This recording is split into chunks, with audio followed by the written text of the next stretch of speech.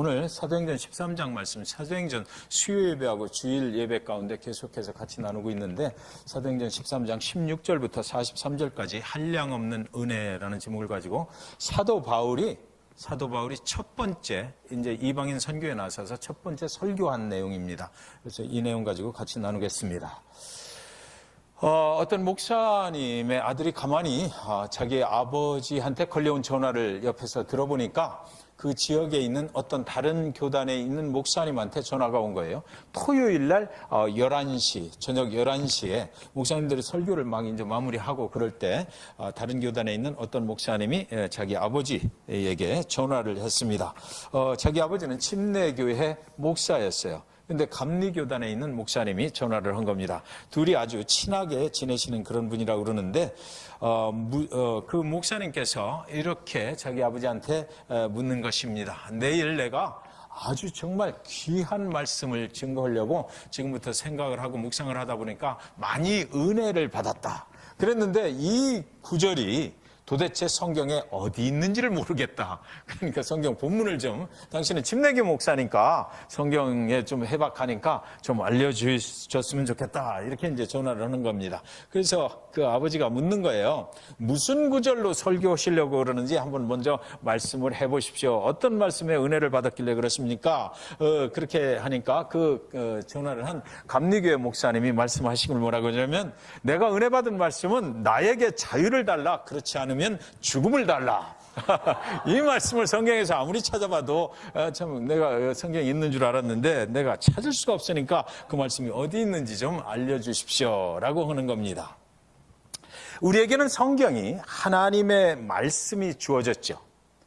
세상의 말씀이 아니라, 세상에서 은혜 받고자 하는 것이 아니라 우리는 우리 그리스도인의 삶 속에서 하나님께서 주시는 이 성경에 있는 말씀, 그걸 가지고 우리는 살아가기를 원한다라는 거죠. 그래서 우리의 갈 길을 밝혀주는 것, 우리가 방황하고 있을 때, 우리가 어떻게 가야 될지 모를 때, 정말 하나님께 기도할 때 우리의 갈 길을 보여주실 때, 그때 바로 어디서부터 그 갈 길이 밝혀진다? 하나님의 말씀으로부터 오는 것이다라는 것이죠. 그래서 디모데후서 3장 16절은 이렇게 말합니다. 모든 성경은 하나님의 감동으로 된 것으로 교훈과 책망과 바르게 함과 의로 교육하기에 유익하니. 그래서 사도 바울은 이 말씀을 디모데에게 전한 거예요. 그래서 우리가 살아가는 모든 삶 속에서 가르침을 받을 수 있고 교훈될 수 있고, 모든 우리의 삶의 지침은 바로 어디서부터 온다? 하나님의 말씀에서부터 오는 것이니까 저와 여러분 그리스도인 예수 그리스도를 믿고 살아가는 사람들의 삶 속에서는 온전히 무엇이 기준이 되어야 된다? 하나님의 말씀을 기준으로 해서 우리는 살아가야만 된다라는 것입니다. 여러분, 지난 주일날 말씀드렸던 것과 마찬가지로 바울 일행, 이제 바나바와 바울 그리고 마가, 요한 이렇게 셋이서 구브로에서 또 떠나서 배를 타고 버가로 올라갑니다. 소아시아 1차 전도 여행에 그 목적지로 올라가는 거죠. 그래서 그 구브로에서 있을 때 서기오 바울을 전도하는, 총독 서기오 바울을 전도하는 그런 성과를 거두고 나서 그들이 이제 소아시아 북쪽으로 올라가게 되는 것입니다. 그런데 그동안 가는 길에 이제 그곳으로 가면서 배를 타고 먼 길을 갔던 거예요. 그러니까 어떤 신학자들은 말하기를 거기서 그가 너무 고생스러워서 풍토병에 걸렸다. 바울이 풍토병에 걸렸다라고 그렇게 말을 하기도 합니다. 그런데 또 가서 그 버가에서 머무는 동안에 그 산맥을 하나 넘어서 이제 그 소아시아 북쪽으로 올라가야 되는데, 그때 누가 떠나요? 마가 요한이 그 바울을 떠나게 되는 거죠. 그러니까 심기가 굉장히 불편했을 것이다라는 거죠. 어떤 이유였는지 성경에 기록되어 있지는 않지만 동역자를 거기서 잃어버려야만 했던 그런 아픔을 안고 그들이 도착한 곳 밤빌리아 지방 버가. 그곳은 바하보, 옛날에 있던 그 서기오 총독을 전도했던 그곳에서 105km 북쪽으로 가야만 되는 그런 곳이었어요. 배를 타고 소아시아의 전도를 위해서 그곳에 온 것이죠. 버가는 소아시아 남부 해안 지방의 밤빌리아의 중요 도시이자 교통 요충지였습니다. 그런데 그곳에서 이제 타우루스 산맥을 넘어서, 그 산맥에는 굉장히 그 산적들도 많이 출몰을 했다라고 그래요. 그곳을 넘어서 바나바와 둘이 이제 그 산맥을 넘어서 자기들이 목적지로 이제 가는 것입니다. 굉장히 험준한 그런 여행길이었다라는 것이에요. 험준한 산맥 앞에 바울과 바나바만 남았다. 이 상황을 한번 여러분 생각해 보시기 바랍니다. 거기서부터 180km를 또 걸어가는 것입니다. 그래서 바나바와 바울 둘이서 그 험준한 산맥을 지금 예수 그리스도의 복음을 증거해야 되겠다라는 그 목적 하나만 가지고 지금 가고 있다. 그러니까 그때 당시에 사람들이 그 산맥을 넘어가는데 보통 6일 정도가 걸렸다라고 얘기해요. 그러면 이 사람들이 가면서 어디서 잤을까? 이 사람들이 밥은 어디서 먹었을까? 우리가 과연 그 장면을 한번 상상해 보시기 바랍니다. 이 사람들이 얼마나 그 복음의 열정이 있었으면 그렇게 했을까? 가히 지금 같으면 상상을 할 수 없는 그런 상황 가운데서 바나바와 바울이 손을 꼭 붙잡고 6일 동안을 걸어서 올라가는 것이다라는 것입니다. 그곳에서 이제 도착한 바울 일행은 성경에 보니까 뭐라고 되어 있냐면 안식일에 해당을 찾아가 설교할 그런 기회를 기다리고 있었다, 이렇게 되어 있어요. 그 모습을 항상 한번 생각해 보십시오. 산맥을 넘어서 둘이서 와서 기회를 잡는 거죠. 그 유대인의 해당이 있었다라는 얘기는 그때 당시에 유대인들이 많이 이곳저곳에서 흩어져 있었다. 그래서 해당에 들어가서 안식일에 기다리고 있는데 자기한테 어떤 설교를 할 수 있는 그 기회를 주기만을 간절히 기도하는 마음으로 거기 기다리고 있었다. 왜 그랬을까요? 왜 그랬을까요? 유대인의 해당에서, 자기도 유대인이잖아요, 바울도.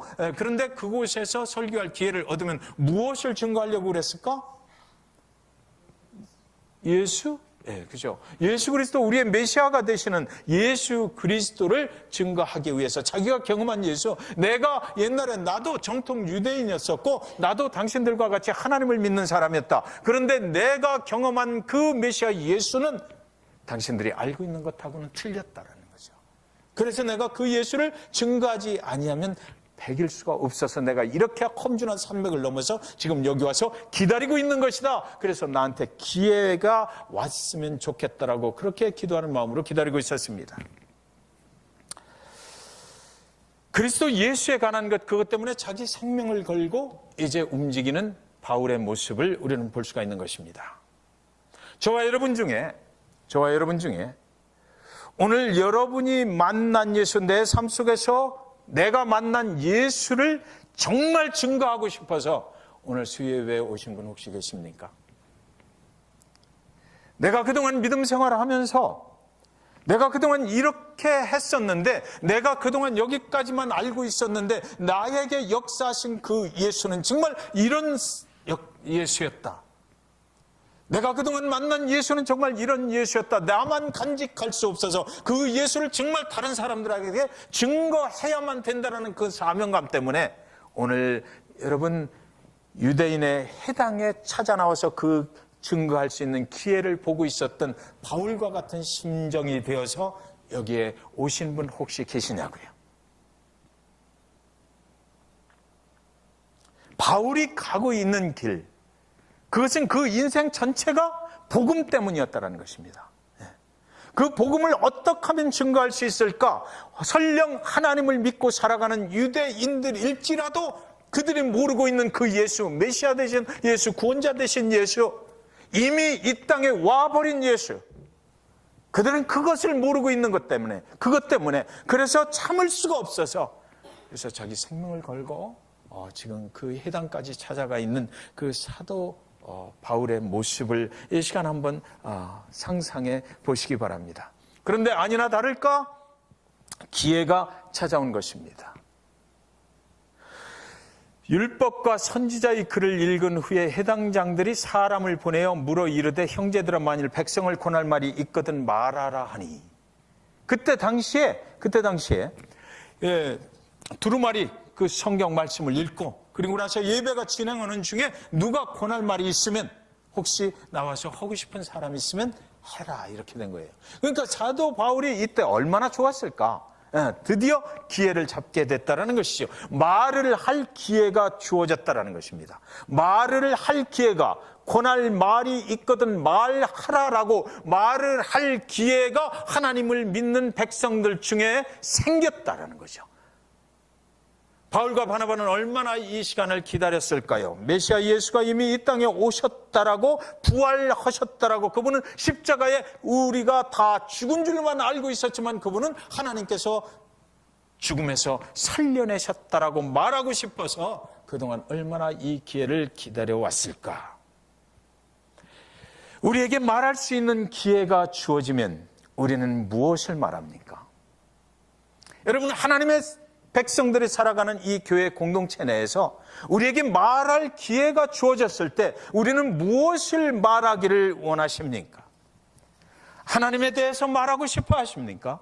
예수님에 대해서 말하고 싶어 하십니까? 나를 살려내신 그 예수에 대해서 말하지 않고는 백일 수 없어서 말할 수 있는 기회가 주어지면 그 예수를, 내가 만난 예수를 증거하기를 원하십니까? 아니면 다른 사람의 죄를 지적하기를 원하십니까? 아니면 나를 구원해 주신 그 예수, 그분에 대해서 말하기를 원하십니까? 아니면 우리 비즈니스에 대해서 얘기를 하기를 원하십니까? 아니면 세상의 어떤 일에 대해서 얘기하기를 원하십니까? 저와 여러분이 말할 수 있는 기회가 하나님의 공동체 안에서 주어졌을 때 우리는 무엇을 말하기를 원하느냐라고 성경 본문이 지금 우리에게 사도 바울을 통해서 묻고 있는 것만 같습니다. 16절에 보면 바울이 일어나 손짓하며 말하되 이스라엘 사람들과 및 하나님을 경외하는 사람들아 들으라, 이렇게 얘기하거든요. 사도 바울이 일어나는 것까지는 그때 그 당시의 예배 문화에 맞는 것이었습니다.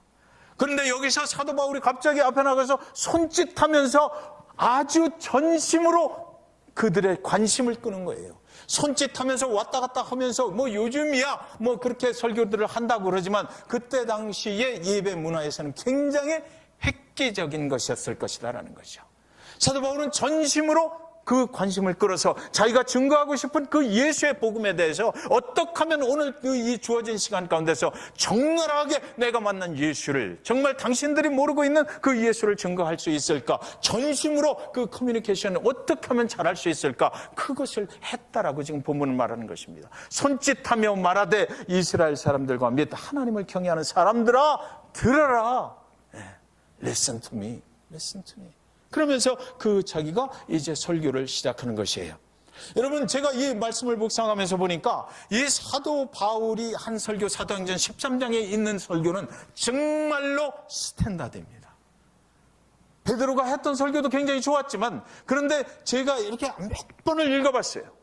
근데 정말 구약시대의 이야기로부터 그 이스라엘 백성들이 구약시대에 어떻게 했는지로부터 쭉 해가지고 예수 그리스도가 탄생되고 그 십자가에 죽고 부활하신 것까지, 그래서 완전하게 복음의 정수를 갖다가 사도 바울은 이야기를 하고 있더라고요. 그래서 정말 이 스탠다드가 되는 이 설교문만 가지면 어떤 상황에 가서도 이 설교를 통해서 우리가 정말 복음이 무엇인지를 정말 깨달을 수 있겠구나라는 생각이 들었어요. 그러니까 저와 여러분이 오늘 사도행전 13장에 있는 이 사도 바울의 헌 설교를 한번 잘 보았으면 좋겠다 하는 것입니다. 17절에 보면 17절 가기 전에 여기 보면 손짓하며 말하되 이스라엘 사람들과 및 하나님을 경외하는 사람들아 들으라 그랬거든요. 여기 이스라엘 사람들은 유대인들을 말하는 것이에요. 이미 하나님의 백성들이죠. 선택받은 하나님의 백성들이라고 자신들이 스스로 굉장히 자부심을 가지고 살아가고 있는 사람들. 근데 하나님을 경외하는 사람들 그랬거든요. 이 사람들은 누구를 말하냐면 이방인이었는데 유대교로 개종한 사람들을 말하는 것입니다. 그러니까 지금 현재 사도 바울과 바나바가 가 있는 곳은 어디입니까? 유대인들도 있고 이방인들도 있는 곳. 그러니까 완전하게 이방 선교를 지금 하고 있는 것은 아니고 그 혼합된 그런 해당에 들어가서 지금 예수 그리스도의 복음을 이야기하는 거예요. 누구한테? 유대인들과 이방인들한테. 유대교로 개종을 한 사람들한테. 이미 그들은 하나님을 알고 있어요. 그러니까 하나님을 알고 있는 사람들에게 뭐라고 얘기했냐면 내가 다시 하나님에 대해서 말하겠다라고 하는 거죠. 그래서 그들의 관심을 이제 끄는 것입니다. 나도 당신들과 똑같은 유대인이고 내가 알고 있는 하나님, 그것에 대해서 당신들에게 말을 하겠다. 그 회중이 누구인지를 사도 바울은 이미 파악을 하고 그들의 관심을 끌었던 것입니다. 17절에 보면 이 이스라엘 백성의 하나님이 우리 조상들을 택하시고 애굽 땅에서 나그네 된 그 백성을 높여 큰 권능으로 인도하여 내사. 이스라엘 백성들, 그런데 이 본문의 주어가 바로 이스라엘 백성의 하나님이십니다. 이스라엘 백성들도 아니고 이스라엘 백성의 하나님이, 내가 지금부터 말하고자 하는 하나님, 그 하나님이 이스라엘 백성들을 어떻게 했는지에 대해서 내가 지금부터 얘기하겠다는 거죠. 당신들이 믿는 그 하나님에 대해서 내가 지금부터 얘기를 하겠다는 것이요. 우리 조상들을 택하시고 애굽 땅에서 나그네된 그 백성을 높여 큰 권능으로 인도하여 내사, 이렇게 얘기를 시작을 합니다. 바울이 전하는 복음의 주어는 언제나 하나님이었다. 바울의 설교는 항상 하나님이 주어입니다. 사람이 아니고 항상 하나님께서 어떻게 하셨는지, 항상 언제나 하나님이 이렇게 나가는 거예요. 예수 그리스도를 살리신 분도 하나님이다. 우리 조상들을 선택하셨다고 했어요. 우리가 하나님을 선택한 것이 아니고 하나님이 우리 조상들을 선택하셨다. 여기 복음이 중요하다는 것은 바로 이것을 얘기합니다. 우리를 구원하신 분은 누구다? 예수 그리스도, 그분을 통해서 하나님께서 하셨다는 거예요. 내가 한 것이 아니다라는 것이요, 하나님이 하셨다는 거예요. 하나님의 계획 가운데서 하나님께서 예수 그리스도 이 땅에 보내주셔서 하나님이 우리를 구원하셨다는 것입니다. 우리를 구원하신 거예요.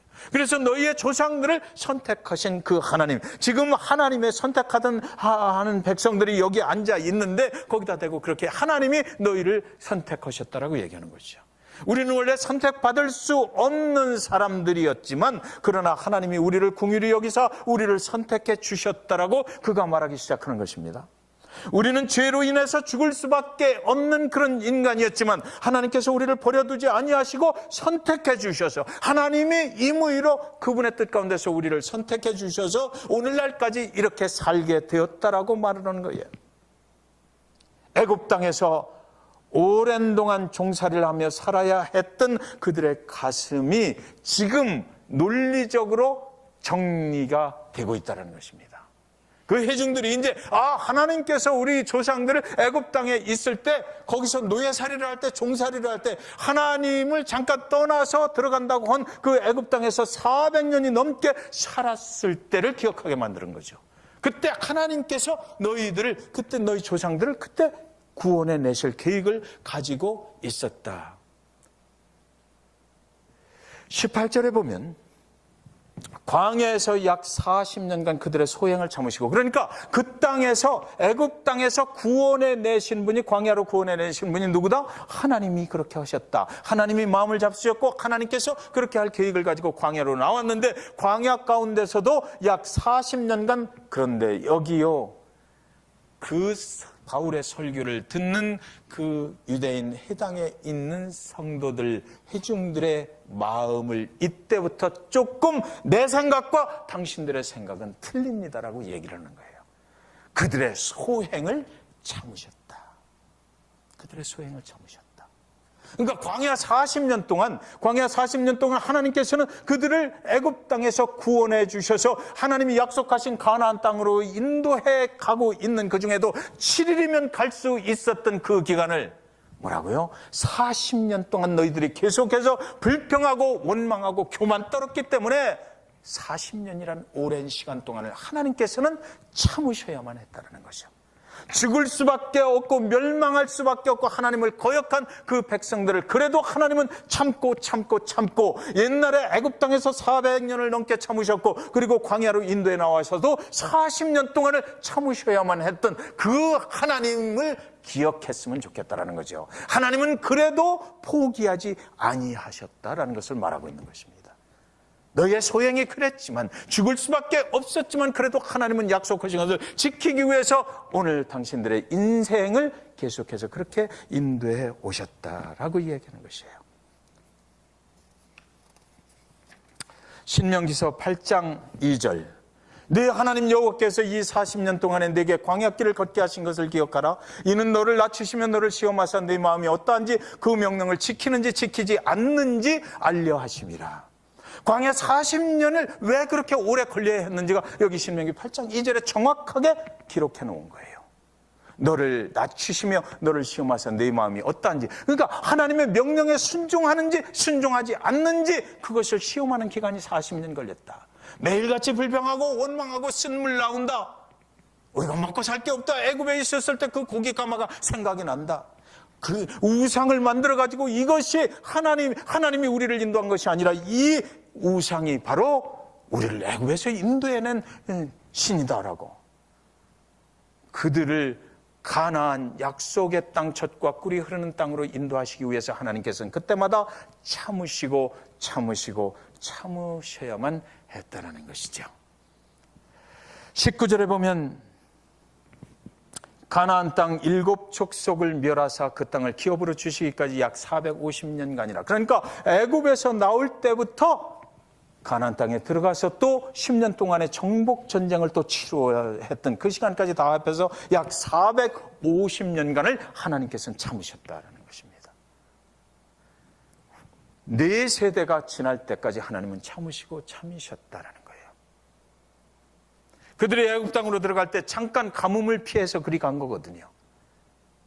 400년이 넘는 세월을 보내야만 했고 또 40년 그리고 또 가나안에 들어가서 정복전쟁을 하는데 10년이 걸렸다. 그리고 20절에 보면 뭐라고 얘기하면요. 20절 21절에 보면 그 후에 선지자 사무엘 때까지 사사를 주셨더니 그 후에 그들이 왕을 구하거늘 하나님이 베냐민 지파 사람 기세의 아들 사울을 40년간 주셨다가 그 가나안 땅에 들어가서 이제 정복 전쟁을 하는데에도 선지자 사무엘 때까지 사사를 주셨다. 그 후에 그러니까 하나님께서는 계속 지금 사도 바울을 통해서 무엇을 얘기하시냐면 너희가 그렇게 원망하고 불평한 그 후에도 하나님께서는 오래 참으셔서 또 사사를 세워주셨는데 그런 후에도 또 그 후에도 그들이 왕을 구하기를 하나님 베냐민 지파 사람 기슬의 아들 사울을 40년. 그러니까 그들이 그때 뭐 했어요? 다른 족속들처럼 다른 나라들처럼 우리도 하나님이 세워주시는 사람이 아닌 우리가 세우는 왕을 하나님 세워주십시오 그랬던 거죠. 사람이 세우는 왕이 우리에게 필요하다는 것이에요. 그때까지도 그렇게 살아야만 했던 이스라엘 백성들을 위해서 하나님께서는 여지껏 참으셨다라는 것이죠. 사랑하는 여러분, 여기서 잠깐 우리 자신의 인생에 대해서 한번 생각해 보시기 바랍니다. 여러분의 인생이 가끔 가다가 어디서 막혀 있는 것 같을 때가 있지 않습니까? 저와 여러분의 인생이 하나님께 기도하고 하나님께 나아가는데도 불구하고 뭔가 막혀 있는 것만 같고 뚫어지지 않는 것만 같고 하나님께서 확 하고 뚫어주시면 정말 내 기도에 응답되고 내가 하나님께 영광을 돌린 것 같은데도 불구하고 하나님의 백성으로 살아가고 주일도 지키고 예배에 참여도 하고 하는데도 불구하고 뭔가 앞길이 보이지를 않고 답답할 때가 있지 않아요? 혹시 하나님과의 관계가 그 문제가 생긴 것은 아닌지.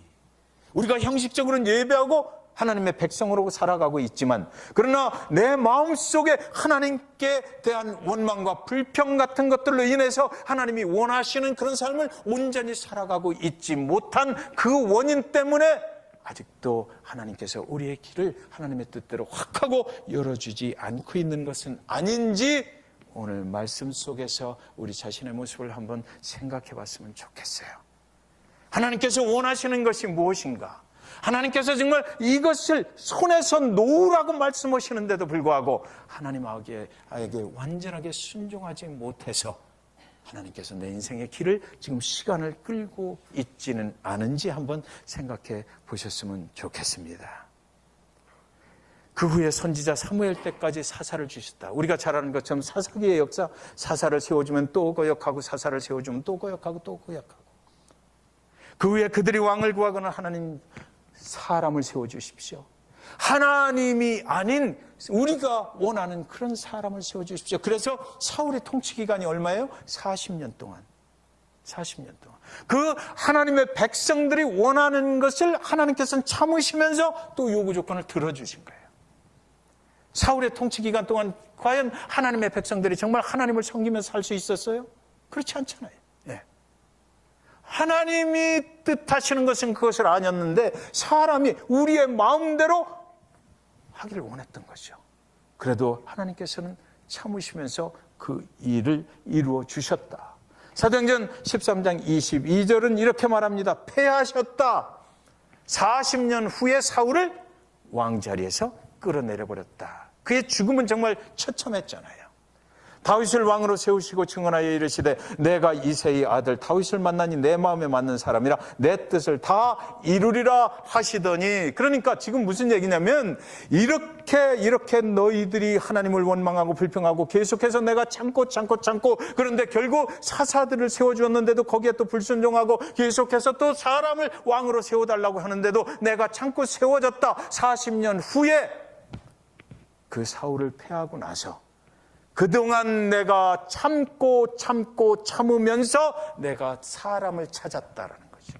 내 마음에 드는 사람, 내가 정말 사용할 수 있는 사람, 내 말에 정말 순종하면서 내 마음에 합한 자를 내가 그동안 찾았는데 그것이 바로 이새의 아들 다윗이었다라는 거예요.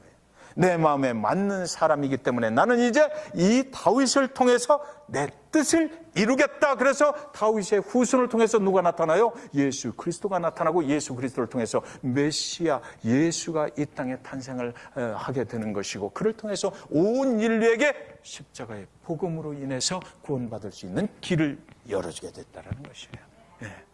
오늘 사도 바울이 이렇게 설교하는 거예요. 옛날 우리 조상 때부터 시작해갖고 하나님의 참으심, 오래 참으심, 용서하심, 하나님의 사랑을 계속해서 얘기하는 거죠. 그리고 나서 결국엔 하나님께서 찾은 사람 그 다윗을 통해서 하나님이 원하시는 뜻이 이루어졌다라는 거죠. 그러니까 그들이 알고 있는 하나님, 우리는 옛날에 우리 조상들이 정말 선택받은 그런 백성으로서 우리는 예배합니다. 우리는 하나님을 섬깁니다. 우리는 하나님께 기도합니다. 우리는 하나님을 찬양합니다. 그러나 그들이 모르고 있는 예수 그리스도, 너희는 사실 하나님께 선택받았다고 자랑하는 것, 그것만 가지고 있지만 그거 가지고는 아니 된다. 이 구원이라고 하는 것은 그것으로 이루어지는 것이 아니다. 하나님의 용서하심, 하나님의 사랑하심이 어디까지 갔느냐? 예수 그리스도 당신의 아들을 이 땅에 보내셔서 결국은 그를 통해서 구원으로 이르는 길이 열렸다. 당신들이 알고 있었던 모세의 율법을 통해서 구원을 이루어지는 것은 절대로 아니었기에, 그것은 인간이 하나님을 섬기는 것, 인간의 노력으로 하나님 앞에 가려고 하는 것, 그것 가지고 구원이 이루어지는 것이 아니고 하나님의 뜻에 합당한 이 사람을 하나님께서 결국은 찾아내셔서 그를 통해서 하나님의 뜻이 온 인류에게 이루어지게 되었다 라고 얘기하는 것이고, 사도 바울은 이제 이 예수 그리스도가 어떻게 해서 죽었는지, 그리고 침례 요한이 그 예수가 오시는 길을 어떻게 해서 예비했는지, 그리고 그 예수의 사역이 어떠했는지, 그리고 나서 그 예수가 어떻게 죽었는지, 누구에 의해서 지금 여기 앉아있는 유대인의 해당에 앉아있는 하나님을 믿는다고 하는 당신들에 의해서 그가 죽임을 당하고, 그러나 하나님께서는 그를 다시 3일 만에 살려내셨다. 그래서 그를 믿는 자들이 이제 구원을 얻게 되는 것이다라고 그가 지금 설교하고 있는 거예요. 쭉 해서 옛날부터 지금까지 그 복음에 대해서 그가 말을 하고 있는 것이죠. 여러분, 사울은 사람이 세워서 역사 속으로 사라지고 하나님이 찾아낸 새로운 왕이 하나님의 세우심을 받게 되는 것. 여기서 만나니라는 말, 다윗을 만나니 내 마음에 맞는 사람이라. 이 말은 원어적으로 해석을 하면 하나님께서 찾아낸 사람이다라는 뜻이에요. 하나님께서 찾아낸 사람을 통해서 하나님께서 그의 뜻을 이루셨다라고 성경에는 기록이 되어 있는 것입니다. 다윗을 찾아내시기까지 하나님은 오랫동안 기다리셨다, 참으셨다는 것입니다. 그리고 다윗이 내 마음에 맞는 사람이기에 이제 나는 그를 통해서 내 뜻을 이루리라고 선포하시는 것입니다. 하나님이 하나님의 뜻을 이루시기 위하여 사람을 찾아내셨다라고 말하는 거거든요. 사람 중에서 내가 쓸만한 사람을 골라냈다라는 것입니다. 그의 마음에 맞는 사람을 드디어 찾았다라고 선포하시는 것이에요. 그리고 하나님의 약속을 그 내 마음에 맞는 자를 통해서 이루리라라고 선포하시는 것입니다. 저는 여러분 이제 오늘 말씀 마치도록 하겠습니다. 정리합니다. 그 하나님께서 오늘도 하나님의 마음에 맞는 사람을 찾고 계시다라는 거죠. 다윗을 찾아내셨던, 오랫동안 참으시고 오랫동안 용서를 베푸고 오랫동안 당신의 아들을 죽이시기까지 인류를 사랑하셨던 그 하나님께서 잭슨빌 이 중앙 침례교회 안에서 오늘도 하나님께서 누군가를 찾고 계시다라는 것이에요. 그분의 뜻을 이루어 나가시기 위해서 저와 여러분 중에서 지금도 하나님의 마음에 합당한 자를, 맞는 자를 찾고 계시다. 그분이 찾으시면 분명히 얘기하실 것입니다. 내가 저 영혼을 통해서 내 뜻을 이루어 가리라 말씀하실 거예요. 우리 중보기도 시간에 기도하잖아요. 잭슨빌에 온전한 교회들이 세워지게 해달라고, 온전한 복음이 선포되게 해달라고, 모든 교회가 정말 하나님의 뜻에 합당한 교회가 되게 해달라고. 하나님은 지금도 하나님이 쓰실 교회, 하나님이 쓰실 사람을 찾고 계신 것입니다. 왜? 그 일을 위해서 잭슨빌이 하나님의 복음으로 온전케 되는 그 날을 이루어 가시기 위해서 누구를 쓸까? 어떤 교회를 쓸까? 내가 찾는다라고 말씀하고 계신 것입니다. 그래서 오늘 저와 여러분이 그 말씀을 잘 기억했으면 좋겠어요. 오늘도 사람을 찾고 계신 하나님, 그 하나님께서는 하나님의 마음에 드는 자를 찾으신다는 거죠. 우리가 원망하고 불평하고 순종하지 못할 때 하나님은 더 기다리셔야만 될 거예요. 오늘 우리가 기도하잖아요. 잭슨빌이 왜 복음화가 다 안 되느냐고. 그 이유는 아마 하나님께서 아직도 하나님의 마음에 합당한 교회와 하나님의 마음에 합당한 그런 사람을 찾지 못해서는 아닐까. 한번 이 시간 생각해 보시기 바랍니다. 기도하겠습니다.